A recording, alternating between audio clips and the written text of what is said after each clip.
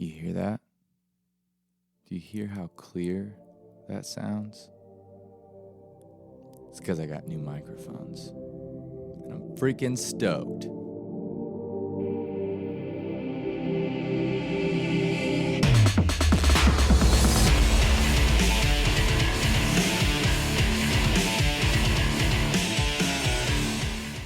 You guys hear how clear that sounds? I know I said it once already, but seriously, Scarlett 18i8, beautiful.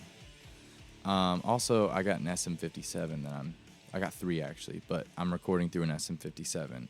And so yeah, you guys are going to hear a huge improvement on quality from here on out. Also, Sweet Ascent Show, Bottleneck, January 12th. Everyone in Lawrence needs to be there. I know that that's not possible, but I definitely would love to see some familiar faces, and I would love to see some locals support my favorite local band. And they're dropping an album that day, and it's gonna be killer. And there's gonna be a lot of great opening bands. I know the Dear Misses. I'm not sure about the other ones. I'll have to double check on that. But either way, go to the event on Facebook or wherever. Just Google Sweet Ascent and they'll come up, and you should get tickets to their show at the Bottleneck on the 12th. Thanks. Also, these 2 episodes, or this one and the next one, have been on Patreon for like almost 2 weeks because I've started releasing episodes early for the Patreon supporters. So people that want to contribute monetarily will get early access. Eventually a t-shirt. I'm working on that. And I've actually uploaded a couple of my original songs that I'm just kind of working on and trying to get a little bit personal with the people that really want to contribute to the show. So yeah, that's just a little perk when it comes to being a patron, I guess. That's kind of the way I'm trying to monetize this so that I don't ever have to do advertisements. And maybe I can, expand and travel with this someday, or get video, or just make some upgrades and keep making this show grow and make it better and better every day. So yeah, today's conversation is probably one of my favorite that I've had with somebody that I had never met before. Like, I just met him. We went and ate ramen bowl before, and we just got along so well. Like, we just instantly became friends, and I feel like we think similarly. And the guy is just, he's a really cool guy. He's a phenomenal drummer, just a phenomenal musician all around. But yeah, I had a great time hanging out with Bam Keith, and you should go to bamkeith.com and check out his music and his SoundCloud and his YouTube. Just go to everything. And yeah, I really hope you guys enjoy this conversation.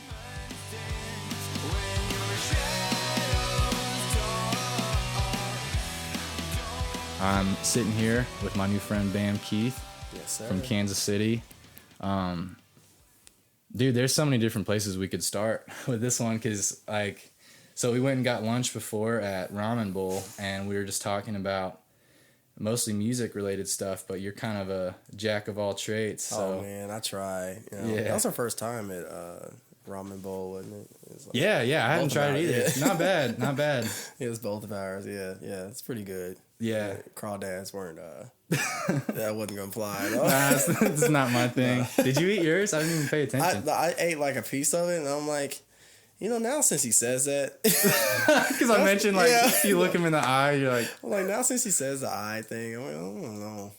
All right.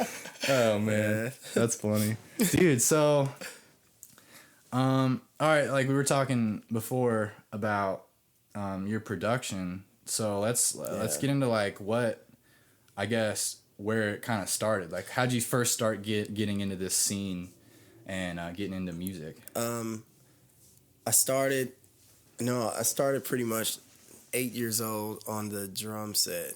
Yeah. I was like at this church, and my mom, for some odd reason, used to make us all go to practice with her all the time. Oh yeah. And so yeah. Did she like sing in the band or? She was singing in the choir and all that stuff, and she'd make us go to practice all the time.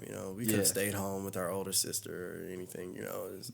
She made us go, and so I noticed that the drummer never really showed up to practice, and so that's a problem. Yeah, one day I just asked her, I'm like, can I play the drums instead? And she's like, yeah, ask the director. And I asked her, and they're like, yeah, just play on Wednesdays, just during practice until you can just get good, and And I started on that. As far as production goes, I had a cousin named, his name is Otis Fuller, but he made, I don't know how many beats, he made like so many different tracks or so many different beats, growing up. I just, we all like kind of wanted to be like him, we just like, he was like the genius of the family, you know what I mean? Was good at everything pretty much. Yeah. And this is the guy that you said went to the Marines a little bit later. Okay. Yeah, he went to the Marines and all that. So I made my first beat at 10 years old. Cool. I made my first, it was actually without him. It's just like alone on this keyboard. I made this beat and everything. I actually tracked it out and everything. That's cool. That. Yeah, I was 10 years old when I did that. By the time he left for the Marines, I was around 12. Mm-hmm. And we just started calling each other, and we'd call each other sometimes almost every day. He would just teach me how to do stuff. It was on Fruity Loops, man. Cool. Oh, wow. Yeah. Uh-oh. Oh, you're good. I think it's just air in the mic. Oh, okay. Yeah, those directional ones. You're good. Oh, yeah. Just bring it back. Yeah, directionals. Yeah. We're good. Yeah. Okay, cool. Yeah. Yeah. He just, teach me a bunch of stuff, and, I think at that time, my ideas were way further than my actual skill level. Yeah. I would but that comes later. You know. Yeah, right. Worry about that. Yeah. And so, I don't know. It was fun though. Okay. So you start out just making beats, and so had you started playing drums at this point? Too? Yeah. You said you started playing at church. So drums were first, right? Drums were very first. Okay. Then production came second. After that, somehow I got more interested into jazz music too, and because I did grow up on rock. But I also grew up on gospel music too. I grew up on Lenny Kravitz and Sugar Ray stuff like that. Dude, I love Sugar Ray. Yeah, stuff like that. Yeah, and of course hip hop and all that. Pretty much it's a lot of stuff. I wasn't allowed to listen to a lot of hip hop growing up. It's sort of it wasn't even a certain point to where it was okay, you can listen to hip hop now. It's just just kind of grew into it. And, she saw it on TV every now and then, and then it was whatever. I feel like it's also become way more culturally acceptable. You know, it's especially in the mid to late 90s, rap was it was more of a counterculture. You know, it was kind of looked down upon by a lot of people. Yeah. And so just kind of different people came out, and it wasn't so much about sagging your pants anymore and all that stuff. It was people like Kanye came out and kind of changed the trajectory of where rap was going, and then more nerds started rapping, Dude, and then, I was just having that conversation the other day. I was like, man, when you look at the history of rap music, it's so weird to see dudes like Watsky, just because he is so different. Yeah. That was a weird sound. What was that? Did you hear that? I think, was it outside? Oh, probably. Maybe those guys working outside strong still. Mics. Yeah. Dude, I'm telling you, you can hear the neighbor's TV. Yeah. Hey, if I turn these up, it's not good. Oh my God. I could use this as spy equipment. Yeah. Oh my God. Oh yeah. Dakota for the CIA. Yeah. I can hear through a brick wall. That's about God. It. I can't get you any useful information out of it. But yeah, dude. So you start playing drums and you start producing, and then got into keyboards and guitars, and got started playing bass later on at 16. Started playing electric guitar and acoustic and all that stuff. Yeah, and got into symphonic band too, and played a lot of stuff or took instruments home and played. That's cool. Yeah. So what did you have any like traditional or like formal education in music at like younger when you were first starting? Did you like take piano lessons or you just kind of just picked it up? And just, you know, I did something which I would advise every musician to do. I learned my favorite songs. All the songs that were my favorite, I made sure that I learned those songs and like play them over and over and over again.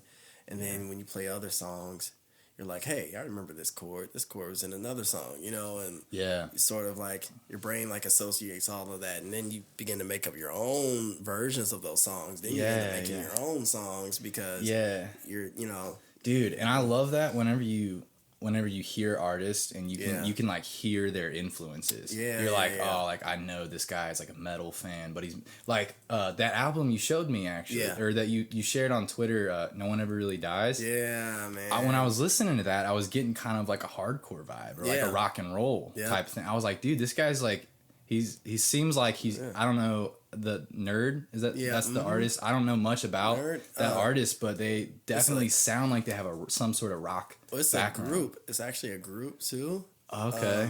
Pharrell is the lead singer. Oh, okay. Pharrell's the lead singer. Wow. Yeah, Pharrell Williams, lead singer. This guy named Chad Hugo, which Pharrell and Chad Hugo are both a production duo team called the Neptunes, and like they've made I don't know how many tracks. Like they made so many different songs, and My Milkshake Brings All the Boys to the Yard. Oh, okay. They produced and wrote that. It's Bananas, B-A-N-A-N-A-S. Yep. They like produced that. They made It's Getting Hot in Here, so take off all your. So they produced and wrote that. You know, like it, but it's like millions more. It's like hella songs, like a lot of songs. You know, dude, that's so crazy. Yeah, man. Like you don't even know like how many of the songs you're listening to are written by the people singing it, or it's like. All Right by Kendrick. Don't they call that like shadow writing? Ghost writing. Ghost writing. Yeah, not shadow writing. Ghost writing. Like shadow boxing or something. No, dude, it's so diverse. And songs like that, or those pop songs, and then, you know, something else like All Right by Kendrick, you know, we gonna be all right. You know, that's actually Pharrell saying that. You know, you just really, you don't really know, but that's how that song got introduced. He made the beat. He wrote that hook. He sent it to Kendrick Lamar, and Kendrick just kept him on the hook, you know. But he never put anything like featuring Pharrell or, you know, like. Wow, that's crazy. Yeah. So it's like that is crazy, insane. Yeah. Yeah, dude, it's crazy to hear from somebody that is in like a whole different world or like into a different genre. Because like for me, like I see all the connections with like punk rock or rock and roll, and so it's cool to hear about. Like that in every music scene, like it's a small world. You know, like because when I talk to somebody who's more into like your world, I guess, like what you're used to, it's just like you find out it's kind of the same everywhere you go. Crazy. It's like, oh, you got people making connections, you got people bridging gaps, like with genre and all that, just by making friends playing music. It's pretty rad, dude. It's going anywhere, man. Like, you know, and that's pretty much what I like to do. You know, I do like to go around and, you know, especially like the traffic that comes in and out of the studio I work at too. You get to meet a lot of different people, and, you know. And you get to talking sometimes after the session. You get into a good conversation, connect really well. You know, it's and you never know like what's gonna happen 10 years from now, like when that one of those people blows up or you blow up or you're able to help each other out in some way, like just because you were nice to them like 10 years ago in a recording studio when they made their first album or EP, you know. See, you get it. I'm trying to get it, man. Like it's a learning curve for sure, but I definitely, one of the best things I've learned is just to be nice, you know, be a cool dude, and things kind of doors tend to open. And things tend to work out, you know. When you're humble, I guess, or at least just trying to be a cool dude, you know. A little humility, you know. But I want to get in. I want to spend too much time on any one thing because I feel like there's a lot we got to try to scratch the surface on. But So you've got this like music career and all this, and then somewhere along the lines you find out that you have cancer. Yeah. Yeah. And I gotta know what that's like, man. Like that's like just for someone I've never had anyone really, really close to me, like right. or especially close to my age. Right. Yeah. Right. Something like that. So it was a little bit odd. I'd say it wasn't as odd as it should have been. I know the people I told, they were like, "You're just saying it like it's nothing. Like, you know, like what's going on?" I'm like, I don't know. For some reason, you know, I've always been the kind of person to have a lot of confidence in my future and like where it's gonna go. I know I can't just say, you know, yeah, I'm gonna live until 100 years old. You know, like you know, anybody can pass away any day, which that is a sad part, but. You know, I've always had a lot of confidence, you know what I mean? Just, you know, in my future and just how things are going to go. From the start, I've always had just certain things just weird with my mind and my body. Yeah. I have a condition called synesthesia. And, like, ever since I could remember, when I hear songs or music, I see certain colors, you know. And it like evokes a color out of my eyesight. Actually. Yeah, I think I've seen you say a few things about that online. Yeah.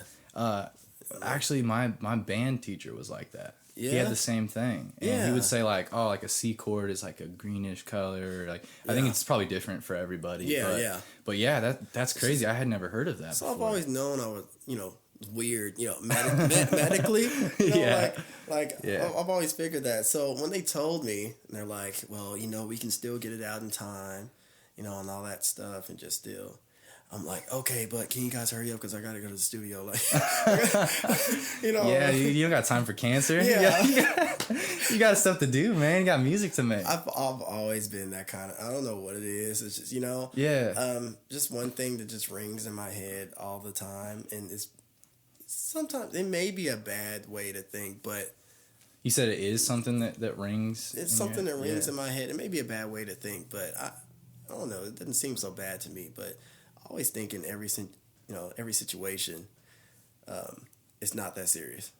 Yeah, and that's I don't know. You know, it's not like I force myself to say wow. it. Yeah, no, dude. I think there's a lot to that. Like, because everybody's gonna die. You know? Like, not to get too dark here, you know, but like maybe like certain people could benefit from having that on their mind. Like, hey, this is limited. I'm only gonna be here for a certain amount of time, so I gotta get some stuff done. So you know, maybe the silver lining of that is that like, do you think that it did give you like a little bit more drive, or you know like did something different? You know, changed your actions. It did make me. It made me want to eat better and like and get more sleep, and you know, because I'm like, okay, if I die early, you know, it's not like me doing this can reverse cancer, but what I'm saying is like, you know, just, you know, encourage me to eat more, because what they did say is that they have, you know, it's a strong chance that the surgery they do can remove, you know, what's going on. With the tumor and all that stuff. So they're like, like, you know, let's get that done by January, you know, and we're sure you're going to be fine. And I'm like, see, I knew it. I'll be fine. Yeah. You know? But like, you know, I knew it. Yeah. Called it. Not that serious, like I said. You know? But yeah, it did, you know, but I've always had like that kind of drive anyways, because when you do something that's not for yourself, anyways, you just have the strength for some reason to just keep going, you know. Yeah. You know? And I don't want to dig too deep, or you know, like I don't know how deep you're willing to go into this, but I'm just really curious, because you seem to have this like steadfast like faith, you know, in something, and you said that you're into gospel music, and you're into, like, you grew up around that type of stuff. So I'm wondering, is your faith background, like, is that something that you think grounds you and kind of keeps you? Definitely. Yeah. Yeah, definitely. Yeah.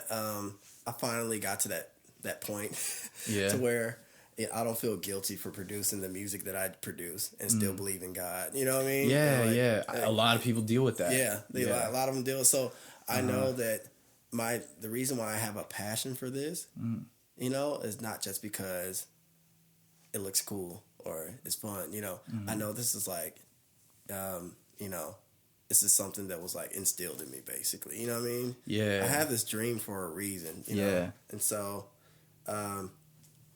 you know, with me having that in mind, I used to long time ago, I used to feel like really like, oh no, like, oh, I'm gonna sin if I, you know. Yeah. The truth is, we all do, you know, and we're all human, and as long as we have good hearts, you know, it's all that really matters. And I had to pretty much tell people that were older than me that kind of thing too. And, you know, they would tell me, some people, they get really crazy into it. You know, they would tell me things like, well, I went to the Grammys 2013. 2014, I went to the Grammys both of those years. When I went, my mom's friends were like, oh, well, you know, there's a lot of Illuminati mess going on. Oh, man. I'm like, what? I'm like, wait, just calm maybe, down. I don't know. I'm not going to completely. Like, exactly. I'm like, you know what? If there is, I don't know about it. I don't know. You know, like, just know that what I'm doing is following my dreams. And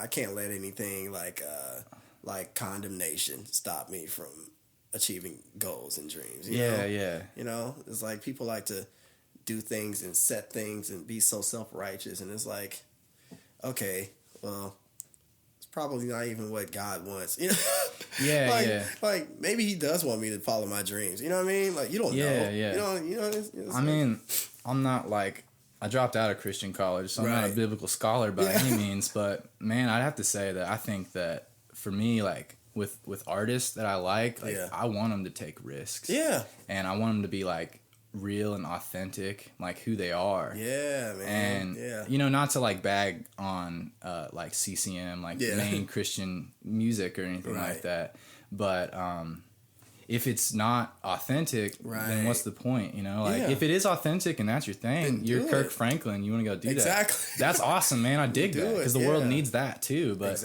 I just think like it sounds like you're at a point in life where you're like, this is the stuff I want to make because this is what speaks to me. This is real. You know? And like, so you relate to it. And I really don't think you can condemn anybody for hearing a song and being like, dude, I want to make something like that. I'm like, look, man, if God doesn't condemn me, then you definitely can't. That's like, true, you know, too, that's man. Just, you know, not to offend anybody that, you know, but you know, that's just how I think, you know. So that's cool, man. That's really cool. I was curious about that just because, man, I don't know what would happen if I was diagnosed with something like that or had dealt with that, but I would hope that like my faith or some sort of grounding would be key for that. Yeah. Plus, I have a lot of plans, so it's like, you know. Yeah, dude. Let's talk about those plans. But let's shout out all of your projects because we gotta talk about all the crazy stuff that you do. Yes, man. It's pretty cool, man. I've been discovering piece by piece on the internet. Man.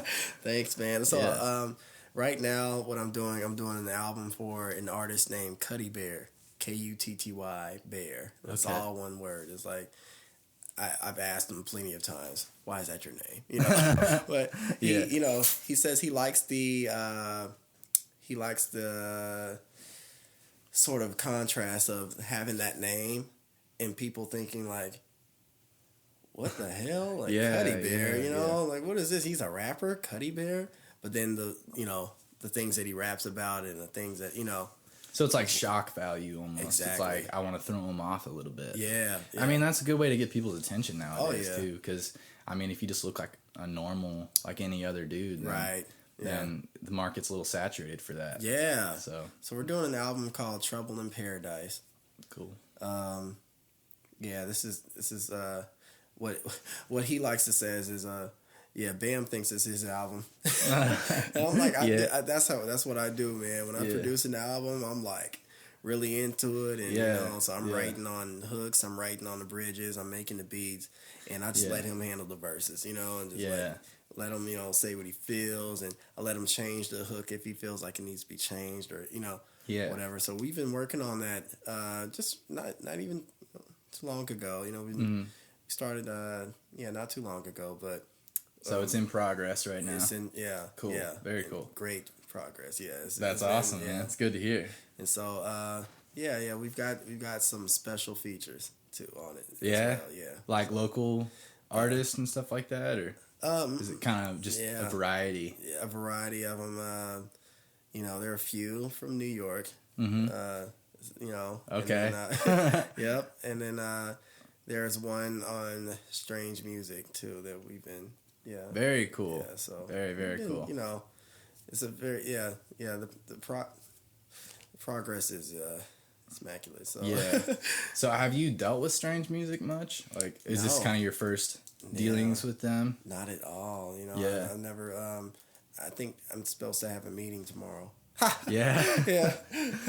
Yeah. Well, that should be a new experience for sure. Be interesting. Yeah. I saw one of the Strange Music vans here the other day. Like a big van with a huge trailer and the logos. Yeah. It looked like it had it was just full of probably some sort of like rappers or musicians. Yeah. Like it was definitely looked like a bunch of artists though, like, I can imagine. Yeah, it was cool. Yeah. Very cool. So you got this album that you and Cuddy Bear are working on. Yep. Yes, sir. And then you work at a recording studio. Yeah, 825 Studios. 825. Yep. Yeah. What's a day-to-day like at a recording studio? You said you don't even leave there till like 3 or 4 in the morning sometimes. So, oh my God. Like, what time do you start? Like around 12 p.m. Okay. Sometimes, yeah. That's fair. Go up to 12 p.m. Get out around 3 or 4. Last night I got out around 4, and I had to show up at 11 a.m. for the session. Yeah, and then so typically, around 12 hours. I work with a variety of artists. There are singers, there are female singers, there are female rappers. Actually, there are bands that come in and stuff like that. Like, they all pretty much do some stuff. And there are 10 engineers that work there, but we all have like our strengths and everything. And so, different. Like you're probably all into different stuff, right? Too. Like right. That's really cool. And so it's just awesome working there, though, man. Yeah.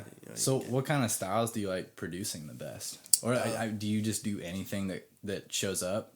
Yeah, pretty much. That you have the opportunity to work on, or sometimes they come through like instrumentals or whatever that they already have. They just want something mixed and mastered. Yeah. Other times they may say, "Hey, I want a producer on this, and I want to actually write to it, and I want to, and so I might cook something up that's just I like taking like bits and pieces of something that maybe is mainstream, but turning it and completely flipping it around, into something like this way different. Yeah, kind of like your remixes. Yeah, exactly. Dude, I actually wrote one down. That Michael Jackson one. Oh, remember you like the time? it? I freaking loved that. Yeah, I was cleaning up the house this morning, vacuuming. That song came on. I was like, dude. Thank you so much, man. I had that acapella for a whole year. Yeah? Yeah, I was scared to like remix it, because it's Michael Jackson. Yeah, so dude. That's a hard task to take on, because it's like if you do it wrong, then it's Michael Jackson. Dude. Yeah. I just told myself, I'm like, I'm just gonna let the inspiration hit me, and I'm not gonna just force it. Yeah, I'm just gonna let the inspiration hit me, and then that'll be it. Yeah. So that's cool, man. Yeah, man. Yeah. So, are the remixes kind of a newer thing for you too, since you've gotten more into production and engineering and stuff, or? No, not really. I've been doing remixes since I was 15 years old. Oh, yeah? Yeah, 15 years old, I've been doing remixes, and, I've never really put them out on the web. Back when I was around 14, 13, 15 years old, that's when MySpace was hot. Yeah, I was on MySpace. Dude, I miss that so much. Yeah. I was on MySpace, and I would drop Facebook and Twitter so quick. Yeah, MySpace came back. They came back, man. Oh my God, yeah. And the encoding on your pages, yeah, dude, I love that. You could put your playlist on there. You could have the background. Like as soon as people click on your profile, it starts playing your favorite song. So dope. It was so personalized. Yeah. I dug that. It's like welcome to my world, MySpace. Yeah, exactly, MySpace. You know what I mean? I guess fitting name. Super dope. Yeah, so is that how you started, that's where you started releasing your music first and stuff? Well, not at all. I just made the remixes and that was it. I just made them just to impress my cousin that was in the Marines. You know, like I never released it or anything. Yeah. The first time I started releasing remixes, or not even just remixes, but you know, songs. Period. I think I was around 17 years old when I started like actually releasing stuff, and you know, it's like on like things like Reverb Nation. You know, like I didn't really know exactly where to put things at. You know. And, And so. When people started to notice my production and asked to like rap on them or sing on them and stuff like that, then I'm like, okay, maybe I should start releasing stuff like you know, just to put it out here and you know, have that whole thing taken care of. Yeah, that's very cool, dude. Yeah, thanks, man. You know, it took a lot back then. Nowadays it's way easier, you know, because you know, of course, you get more knowledge about what you do, and then you know, you're able to just lay it all down. You're like, okay, I know what I'm gonna do. Yeah, it's like muscle memory. Dude, that's like what you were saying earlier about how like the best way to learn is to like learn your favorite songs. You know, it's like maybe like it's kind of similar with producing and engineering. It's just work on artists that you like and try to make music that you like, and then eventually maybe you'll be able to make anything. You know, it's like, but you got to get that like framework to work from. Like that's what I'm trying to do right now with Logic's. Just get to the point where I like know what I'm doing. You know, which that's a place to be, man. Because there's a lot, especially now with like all this recording software and stuff like that. For like, sure. Okay, so you said you started out on Fruity Loops. Yeah.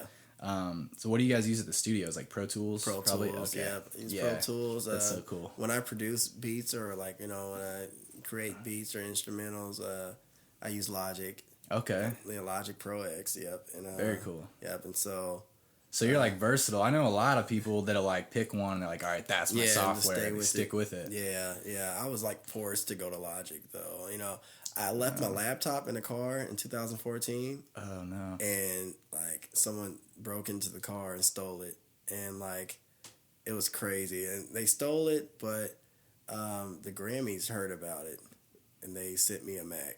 And like dang, with like, because I've had like little debates with them back, you know, before 2012, 2013, you know, when I first started working with them. And and they said, you gotta start getting on Mac. You gotta start getting on Mac, Bam. And I'm like, no, Windows is the way, you know. I'm like telling them. But then when they sent me that Mac, it's like a little note in there.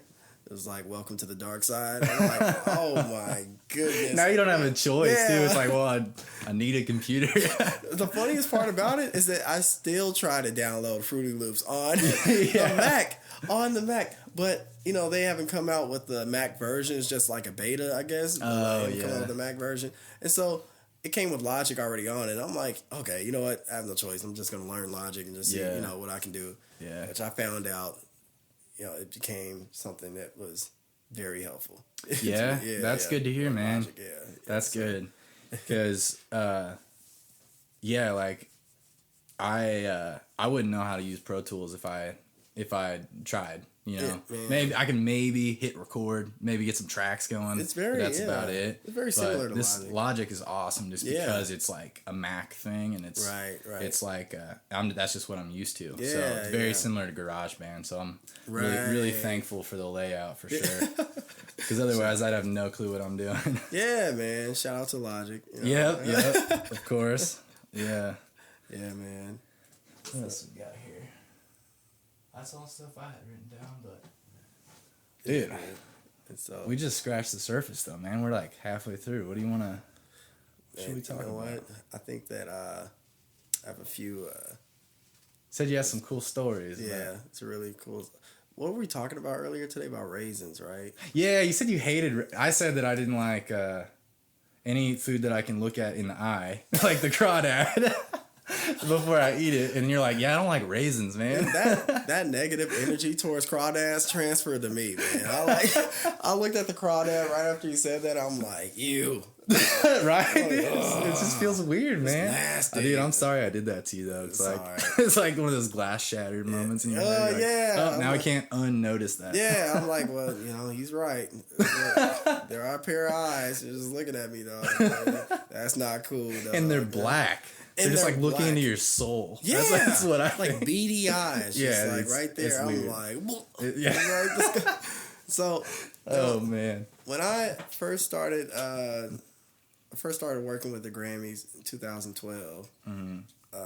You should explain what the Grammys is, just because I was confused. Okay. So the Grammy Awards, they have a few other conglomerates, like the Grammy Museum, the Grammy Association, the Grammy, Foundation, and all that. And so the Grammy Museum came to the Kauffman Center.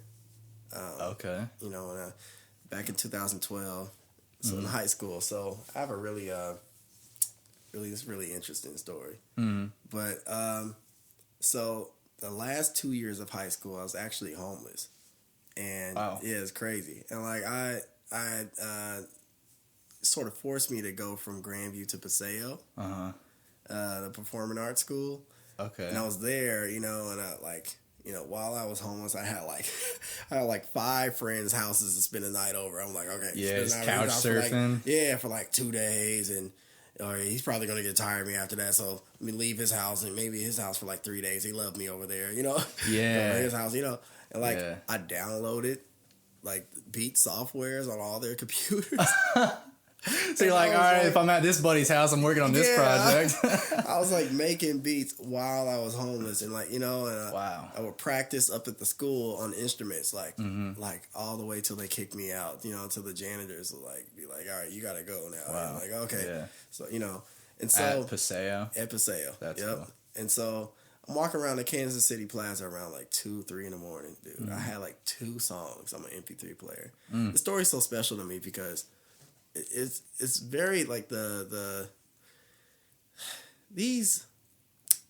I don't know, I couldn't even call them like coincidence. I don't know. It was like really odd. Just kind of like trademark moments. Yeah. I had A Dollar in a Dream on my MP3 player, and I think I had another song by Drake. I forget what it was, but A Dollar in a Dream was J. Cole's song. Had that. Those 2 songs only on my MP3 player. Just walk around. It was cracked on the screen and all that. Yeah. My principal is driving past the plaza. And he sees me walking, and he's like, "Hey, what are you doing?" And he's letting down the window, and he's like, "What are you doing out here at 3 in the morning?" He's like yelling at me, and I'm like, "Oh, I'm trying to explain to him." He's like, "Get in my car right now." I get in this car, and he thought I was selling drugs. I'm like, "No, man." I'm like, "No, dude." I'm like, "I didn't want to tell you, but I'm pretty much homeless. Like, I don't have really have a place to stay. I was walking to another friend's house. He was gonna stay up for me to let me in. Yeah. And but none of those friends knew I was homeless.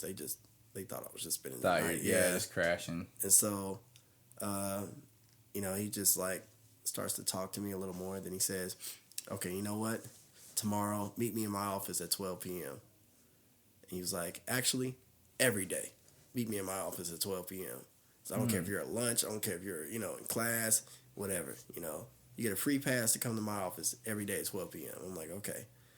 First day I went, walk in his office. I see a camcorder. It's in the corner of the room, and it's on.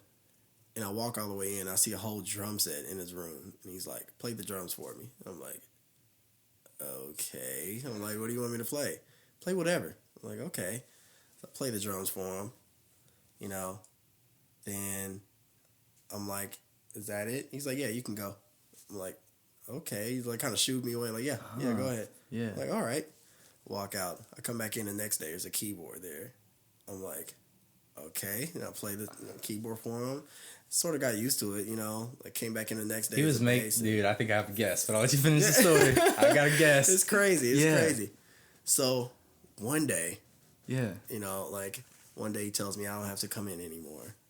And I believe a month later after that, it's way later, it's maybe around April, the end of my senior year, He's like, "Oh my God, Brandon. He's running up to me. It's like, we did it. I'm like, "What did we do? His eyes are tearing up, he's about to cry. I'm like, "What?" And he hands me this contract, this like paper thing, and at the top it says the Grammy Museum, right? Wow. And so, dude, that just gave me the chills. Like thinking about that. Dead serious, man. That's like one of those. That's stuff that you hear in a movie, man. Like a principal, taking somebody under his wing like that. And, really crazy, like insane. And he's like, all you have to do is sign this and make sure it's going to be a month long, and you have to make it at 9 a.m. every morning. 9 a.m. Do not be late. You know, he's like, I'm like, I don't even know what this is. Like, what do you mean? You know? And so I sign it, and then like I have to write like this 1-page essay on how music changed my life and all that stuff. And I go to this program ran by the Grammy Museum called the Music Revolution Project. And that's where I met like a lot of notable musicians around Kansas City, like Blair Bryant. He has a #1 jazz album on Amazon right now. Like Max Griffith, that's the other guy. I think we were talking about earlier. Yeah, he produces now, and like he works at a studio called Weights and Measures, and you know, and so I met a lot of those people, and through the Grammys, I've got to meet plenty of people from Florida and New York, and that video you said you saw me playing the drums at, that was down in Anguilla Island. That was I went down there for the Grammy Museum as well. Oh, that backdrop was insane. Oh man, like the big windows. Yeah, cool. And it was like, you know, because of them, I've been able to meet so many different people, and they brought me to the Grammys twice, and they, you know, just looked out for me all the time. You know what I mean? And so with this, they've always asked for music from me. I've never given them anything yet, because I just didn't want to give them just whatever, you know? Yeah. So with this Trouble in Paradise album with Cuddy Bear, this will be the first thing I give them, you know? Wow, and so, but back to the Raisins. How does this bring it full circle? I just had to tell you that, you know, so you just know, you know, how much that program has inspired me. After that whole program, I went to go practice even harder on instruments, of course, and producing. And I'm like, oh my God, like I'm riled up, you know. And like I tried to practice a song called Spain by Chick Corea as a jazz song, and I kept messing up. You know, typically it takes me about 5 to 10 minutes, maybe about 20 minutes to learn a song that I hear. And I can hear it, and I see the color, and I'm like, okay, I know what color that is, you know. Just play it, and, you know, and I'll just have it down. But this song, I could not get for anything. And I said, you know what? I didn't want to have to do this, but I'm going to do it. I grabbed a cup. I poured a bunch of raisins in there. I said, every time I mess up, I'm going to eat a raisin. This is torture. I was a psychopath. No, it was crazy. It was like, I'm sitting there and I messed up. I'm like, oh, gotta eat one. I'm like getting ready to hurl every time I like, you know, and it probably almost got to the point to where I started liking raisins. You're just building up immunity. You're like, all right, it's not that bad anymore. Still can't play the song, but it's all raisins are all right now. So. So I was like, that's the reason, you know. That was the crazy story. I told them that at the Grammys, you know, I told them that. And they were like, you're crazy. That's like, you're like really crazy. That's the best story I've ever heard in my life. I'm like, dude, I had to do something, man. Like, you know. I started getting better at it though, you know, like I didn't want to mess up, and I'm like, okay. Some good self-discipline for sure, man. That's crazy. That's how much I loved it though. So you hate raisins. How do you feel about grapes, though? I love grapes. Isn't that backwards? Isn't that so backwards? That's like, that's really messed up. I don't know. I get it, but because I don't think raisins taste like grapes, but I don't mind them. They're all right. They don't. I can I don't know. It's like, you ever felt an old person's skin? Like just like it's. I don't know. It's like it reminds me of that for some reason. It's just not. It's not fun at all. I mean, it's like dried fruit. It's dead. Kind of. But, man, like, you know, I don't even like craisins either. You know, craisins, raisins, anything like that. I can like, oh man, I die. Dude, we didn't even talk about like your session playing and stuff, because you're a fill-in drummer, like you're a drummer for hire, basically. And yeah, that's actually how we met. It's because you played with some of my good friends in their band while they're on tour. So what is that like? Because you're talking about all this like hip hop and rap and pop and jazz and all this, and then they're like, here, come fill in for a rock and roll band for a tour. You did like a week or no? You did a couple shows, right? Yeah. I think it was for about maybe 2 weeks, or a week and a half, maybe. Yeah. Yeah, that was an experience. First of all, I met some of the best people, Yeah. Playing with Sweet Ascent. Yeah, they were really, really cool. I told them, I'm like, oh man, I'm like, I will drum for you guys, but it's kind of last minute, and I'm waiting on a check from this guy that I produced for, like they're like, no, you're good. We'll take care of it, you know what I mean? And I'm like, okay, because, of course, things that everybody has to deal with, like bills, and, you know what I mean? I'm like, oh, dude, it's kind of last minute, but, if you really need it, I'll do it. I just want to, warn you guys, I'm waiting on this check, you know what I mean? So things might be a little bit tight until they were, super cool with it. And I practiced with them the first time. I didn't quite get it down. The first show we had, I didn't quite get it down. The second show we had, it was kind of, there. Because I'm so used to doing the gospel chop kind of things. I'm used to jazz, playing, doing all the jazz fills. They're like, Bam, all you have to do is just crazy crash on that cymbal. Go ham on that cymbal. They just go crazy. It looked like none of the little light tips or whatever on the go crazy on it. Pretty much break it. I'm like, okay. And so I started doing that more, and dude, one night I was like, you know what? The next show we have, I'm gonna murder this whole set. I'm gonna go crazy. You treat those things like garbage. Dude, they all went to sleep. And I literally practiced for 3 hours when they went to sleep, till 3 or 4 in the morning. I'm dang, practicing on it, and I'm seeing where all the stops were and all, listening to the whole CD over and over and over again. Yeah. The next day we played, dude.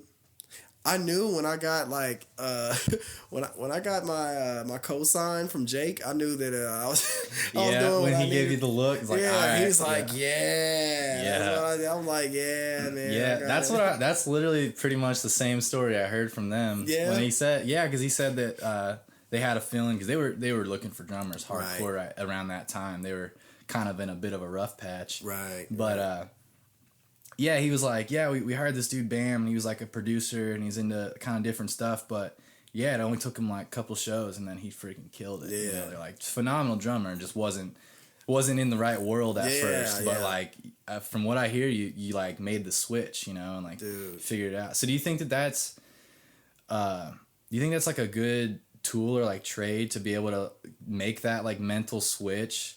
And be like, all right, I'm going to be a rock and roll drummer for a week, and see what that's like. I feel like it's good to be versatile.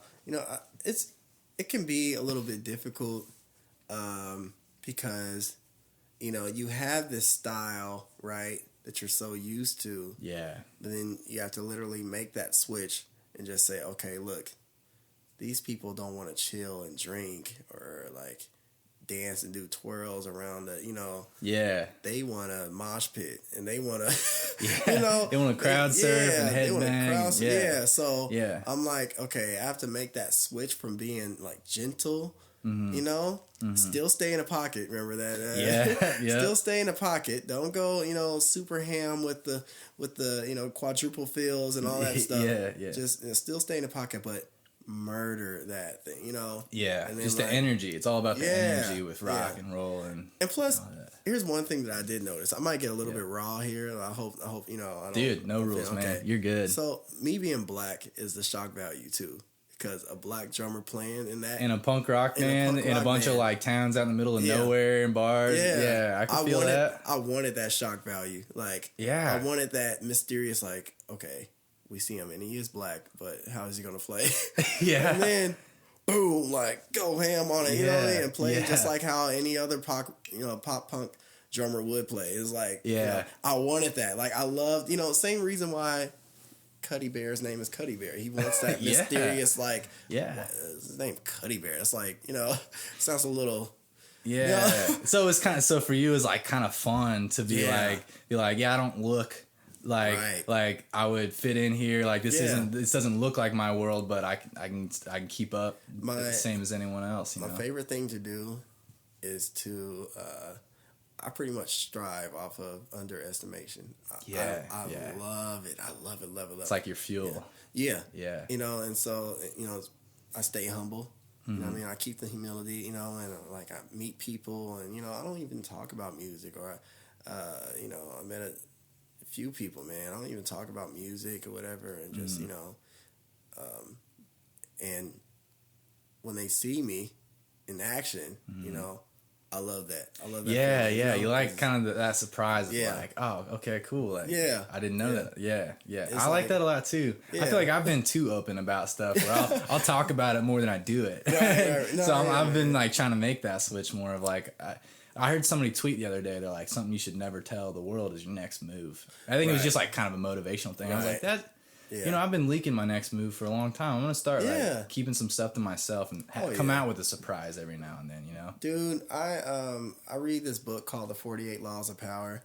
Now, some of it looks a little bit conniving, you look at it, you're like, what? I wouldn't do anything like that. That's against my morals, So I have to like pick and choose which ones, It probably has like common forms of manipulation. Yeah, exactly. Things like that. And like some of it is like just against what I believe in morally, And I'm like, I wouldn't do that, But there is one law in there that says always say less than necessary, and like that's it's law number 4, I believe, in that book. I think there's a Bible verse like that too. It's like be slow to speak. I think it's like in James. I'd have to look at it, but it's like be quick to listen and slow to speak. I like that. I like that idea for sure. I love it because you really think about it, man. A lot of times we get in trouble, or like not even just get in trouble. We may leave people uninterested when we do like talk about something that's and then or like I see a lot of statuses sometimes like on Facebook, or like see tweets. I'm gonna do this. I want to do this. I'm getting ready to do that. Like, no, man, just do it. Do it and then post about it. And then the people that like think that's cool, then you'll get the attention for it. For musicians, that's what you want. Yeah, exactly. Like for musicians, I think that's really smart. Like one of my favorite like marketing was just what Beyonce did on an album before her last one. Is it the one that she just dropped out of nowhere? Out of nowhere, right? Dude. That was because she knows she's Beyonce, right? Yeah. But no one has ever done that. I've never seen not one person just I think depending on where you're at in your career, it could be like suicide for an album. But for her, it's like she can do that and it's going to sell a couple million of them probably. Yeah. But like some artists would do that and they'd be like, well, you didn't promote for it. How are we supposed to know about it, Right. But like, I think that is genius what she did. Because for her, you can do that. She dropped that and like a video album too, like in one, Dropped the video album and her album like all in one. Yeah. And it was like, what? Like where have you been? Yeah, exactly. And so that's what made it so special. You know what I mean? And that was actually the first album I've listened to by Beyonce that I was actually interested in. I've always been more interested in Jay-Z than Beyonce growing up. But then I was down in Tampa at the time on one of the production ventures, and I was really cool with an artist. Her name is Naya, and she has a little sister named Lexi. And when that album came out, around that time the album came out, Lexi had her quinceanera, and I was sitting there with a bunch of little 15-year-old girls bumping that Beyonce album over and over and over and over. And I was sitting there like, oh my God, I'm so tired of this album already. Yeah. But then something spoke to me and was like, wait, just listen, Yeah. And I decided to actually listen to it. I said, oh my God, this album is crazy. Like, it's genius, That's what got me more into pop music, sort of, you know, and like the R&B, pop, and sometimes, yeah, you know, dude. There's like a revolution going on right now. I feel like with pop music, like people like Halsey and this, Ooh, like God, yes, she's one of like I think artists like that. Yeah, they're putting out like really real stuff, yeah, which I feel like pop's kind of been lacking for a while. Right. You know, it was like especially in the early 2000s, it was all about the big labels, and you know, you got these like. You know, you just had your pop. It was all just, it all sounded really similar. But now we're seeing a lot of pop. They call it pop, but it's really just, it's almost like rock music where it's, except instead of a distorted guitar, you have a synth or something. Yeah. But it's still like the kind of the same structure, and it's like really authentic. And I love it. Right. And like to what you're saying earlier about like when you listen to Beyonce, and that album, you didn't like it, and then it starts to like grow on you, or you get kind of humble yourself, and you're like, hey, I need to actually give this a shot before I judge it, you know? You know, that's the only reason why I wasn't that interested in it is because, you know, it was Beyonce, and to me, I just thought like, okay, Beyonce's more of a girl thing, or you know, I was thinking like, you know, it's totally oblivious to what. Yeah, some preconceived notions. Yeah, for sure. Yeah, and so... Dude, you just convicted me. I feel guilty now because I haven't really listened to that album because although my girlfriend did play it, and I was like, I'm just not into Beyonce.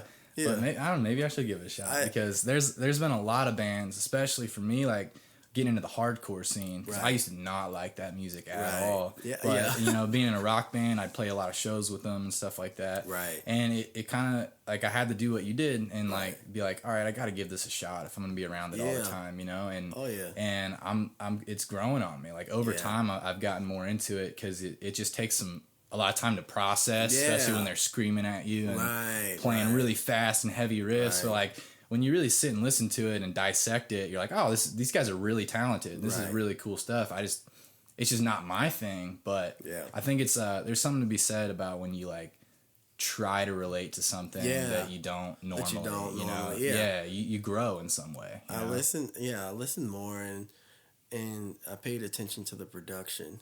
I paid attention to the mixing of it, and I paid attention to her songwriting to it. And I said, this album is genius. Like, this is like a really, you know, like so it was like all the stuff that was actually behind the initial sound that is what made it good for you. What at least introduced that album to me. It's when I actually paid attention to the production. Later on, as I kept listening to it, I actually began to listen to her lyrics and how she was saying things and what she said. And, you know, just like... You see the really artistic nature of it at that point. And I'm like, I think I'm part of the Beehive now. That's awesome. I'm like, oh, I'm a Beehive. Yeah. Queen Bee. Yeah. Is that what they call them, all of her supporters? The Beehive? No, the Beehive. Yeah. They call it Beyonce's fans the Beehive. They're like, crazy. The Beehive will attack you if you know... ran on Beyonce. I believe it, man. I think it's that way with any big artist, man. They get the crazy fans, man. They get insane. It's insane. Yeah. But yeah, dude. That's crazy. Yeah. So, well, is there anything else we can go over before we get out of here? Dude, one thing I would like to go over now. This is a little bit strange, all right? All right. But no rules, man. No rules? No rules. Okay, no rules. All right. So, make sure that's cool. Oh, you're good. Okay, yeah, sorry. Yeah, I don't want to be tearing up here. Yeah, it's all good, man. But now, no one believes me when I say this, bro. But I swear to God, in my experience of drumming, this has been one thing I've noticed. Mm-hmm. Fat guys are the best drummers in the world. No, you don't understand. Fat guys are the best drummers. Look, you don't understand. Like, I like... All right, you got to expand upon this. Okay. Because I can name a couple big guys that are good drummers. Crazy. You know? I can, off the top of my head. No, listen. So I'm not going to dismiss your theory. I'm telling you, like, growing up, it doesn't matter where we're at, if we're like at a church or, if I'm watching somebody at a banquet or, fat guys always seem to like have this way of drumming, Yeah. And I've always told myself, I wouldn't mind being fat because I'd be so good on the drum. I'd be crazy. Like, here's what it is. Now, some people think, oh, it's because they don't go anywhere. They just sit there and on the drum, you know. But it's like, no, like, you move a lot. You move, yeah. I'm like, you move on the drums, you know. Well, I don't know about you. This might be another trend you notice though, but yeah. I do see a lot of those big guys that are good drummers. They do bring the drum set in tight, man. Tight, like right? really close to where they are. Like, just going in. They're like, they just sit there. I'm like, no, but listen though, like a lot of the the fills that we do, and like a lot of the the crazy little intervals and everything like that we enter. Yeah. It's like people like me, I can do them, Mm-hmm. but you're not gonna hear it like how you hear a fat guy do it. All right? Because let me tell you why. That's so funny. I love it. Let me tell you why. No. Fat guys, the weight of their arms and the way they slam on things is like way heavier. So if I'm doing a fill just like, I can do that, but a fat guy, you will hear every single stroke of that. So it's the power. It's the power behind every tiny little, even if they, what do they call that? Pianissimo, when you like barely tap on. Yeah. Really light. Even that is just like, it's more full and heavy because they just got a good tone. Yeah, because they're fat, man. Like, dude. Okay, have you thought about this though? Like, what if it sounds better because they're actually like soaking up some of that extra sound? It's like maybe bouncing off a little bit. Oh my! And you're getting like more of a fuller sound because there's like more padding around the drum set. Now we're talking about audio science. This is really important stuff right here, man. We gotta get to the bottom of this. No, that could be something for real. That's. I've never thought about that. I don't know, man. They're like their own soundproof. They're like walking soundproof. Yeah, because I just remember at my church growing up, I used to play on Sundays too. Right. And in our we had like one of those drum enclosures, and it just had like the best padding ever. And dude, it made the drums have that like dense, like really thumpy, just killer sound. And I always felt like having a bunch of padding around the drum set kind of helped with that. Right. So Just a theory. Maybe. Just putting it out there. Maybe so, man. Like that, like, and look. No offense to fat guys. I'm complimenting fat guys. If you are fat, take up some drumming, man. You be crazy, man. Like, and you might lose a few pounds. And you might lose a few pounds. It could be good for you. Yeah. But then you won't be as good as drums. So keep the weight. Put on muscle. Yeah. It's something like, And so, that's one thing. I've spread this theory across the states. All right? You're doing your clinical testing right now. I am, man. People have looked at me like I'm crazy. They laugh. But I'm like, I swear to God, man. Like, I've noticed this since I was a kid. And it's like, fat guys always have the craziest, their sound is just so unique. It's special. Man, dude. I'm never gonna unnotice that now. It's another one of those things. Just like the crawdads. I think I have thought something similar to that at some point. Yeah, because I've seen some. Like I know several people in my life that are big dudes that are just good at drums. Yeah, and I just never attributed it to that in any way. But hey, now I can't not think about it that way a little bit. So it's makes insane. sense, dude. So where can everybody check you out? Because I want everybody who listens to this to check you out because it's worth it. Okay, for sure. You can check me out on Instagram, Twitter, Facebook as well. Mm-hmm.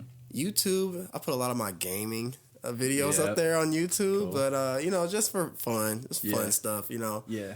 And you can check me out, Bam Keith, on everything. All right, Bam Keith, no underscores, no spaces. On Instagram, Bam _ Keith on Twitter. Okay. And Bam Keith everywhere else. Yep. Yeah, and bamkeith.com. Bamkeith.com. Yeah, that's right. My website. The website. Bamkeith.com. You can check out services I provide, featured songs that I produce for. And your SoundCloud. My SoundCloud. That's where I listen to a lot of that Bam stuff. Keith. Yep. I put a lot of my remixes on SoundCloud too. And and I'm going to tell everybody right now, go check out that song Grammy because it's freaking sick. I dig it. Thank you. And that Michael Jackson remix won me over for sure. So, I mean, there's definitely something for everybody on your SoundCloud, though. Because you've got a variety for sure. And you're working with a lot of different artists. So, it's a lot of different styles and stuff. Every song I've reposted on SoundCloud were songs I produced. Yeah. If they're not in the title, then, you'll see it. Yeah.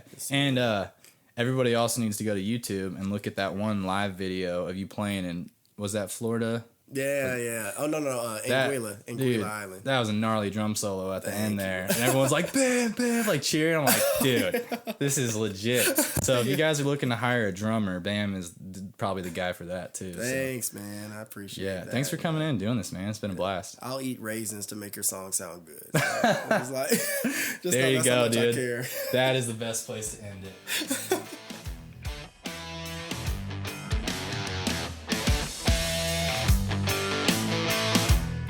Hey guys, thank you so much for tuning into the Better Ideas podcast, and thank you for making it all the way to the end of the episode.